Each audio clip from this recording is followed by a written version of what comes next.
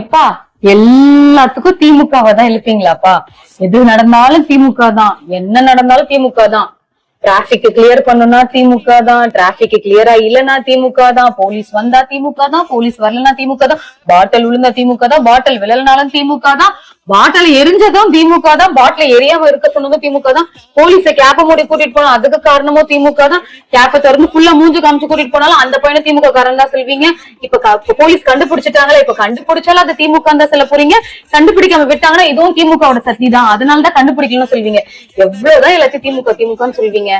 சொல்லிட்டே இருங்க. உங்களுடைய திரை கிழிந்து விட்டது, முடிஞ்சிடுச்சு.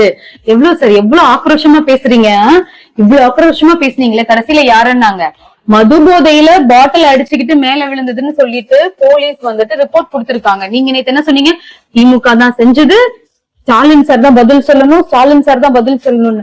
சார், எது நடந்தாலுமே நேரா வந்துட்டு திமுக திமுக திமுகன்னு சொல்றீங்களே, என்ன இருக்கு என்னன்றத அதை ஆராய்ந்து பார்க்க மாட்டீங்களா? உங்க பொதுக்கூட்டத்துல மட்டும் தான் இப்படி எல்லாம் நடக்கணுமா? மத்த பொதுக்கூட்டத்துல நடக்காதா? ஏன் நீங்களே வைப்பீங்களா? வச்ச குண்டு நீங்களே எடுப்பீங்களா? நல்லா இருக்கு சார்.